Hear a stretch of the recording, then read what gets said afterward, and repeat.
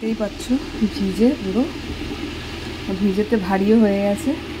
তো এই ভিজে জামা কাপড় নিয়ে আমি কি বলবো, এই যে এসি চলছে, এদিকে পাখা চলছে, তো আমি জানি না যে আমি মানে কী হবে, শরীর খারাপ হবে কী হবে না আমি বলতে পারছি না। তো দেখা যাক কী হয়। তো চলো আজকের দিনটা তোমাদের সঙ্গে প্রত্যেকটা মুহূর্ত আমি শেয়ার করবো। কিন্তু এই যে কাজ করতে করতে কথা বলছি, হাঁপিয়ে গেছি। তো যেহেতু আমার কাজটাই হচ্ছে ডেলি ব্লগে, তো আমি যতই কষ্ট হোক না কেন, তো ডেলি ব্লগ তো ডেলি ব্লগ, তাও আমি প্রপার দিতে পারি না, তাও আমি চেষ্টা করছি জানি যেন দিতে পারি। তো চলো, আর এই যে ওকে দেখো, দেখবে আমি যদি একটু বেরিয়ে যাই তাহলে ও কীরকম চিল্লাবে। দেখুন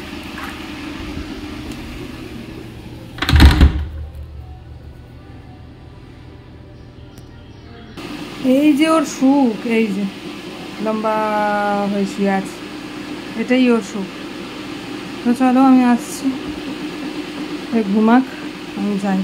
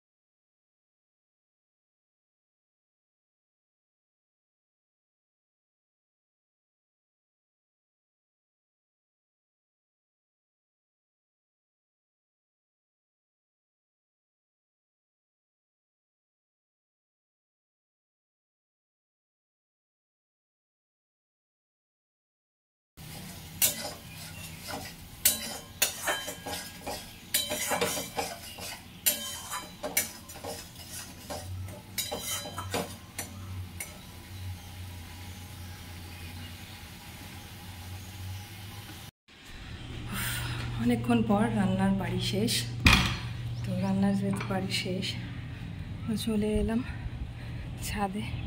ওয়েদারটা খুবই ভালো। তো এই যে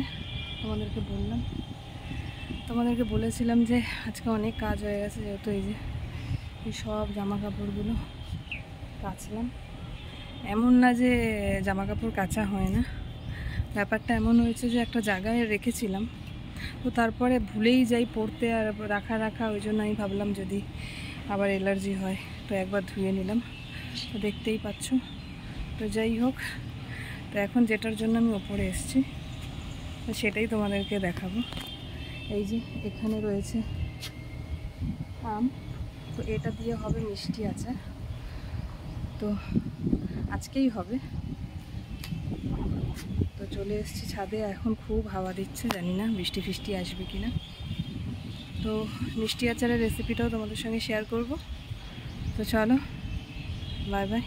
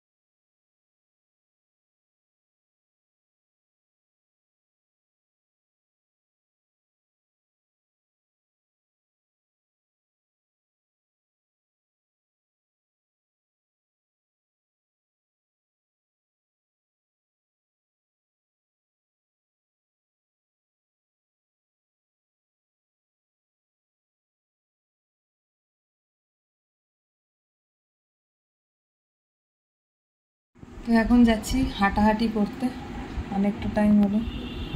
একটু হাঁটাহাঁটি করে আসি, এখন বাজে পুরোপুরি 9টা। তো একটুখানি হেঁটে আসি, তারপরে আবার বাড়িতেই চলে আসবো।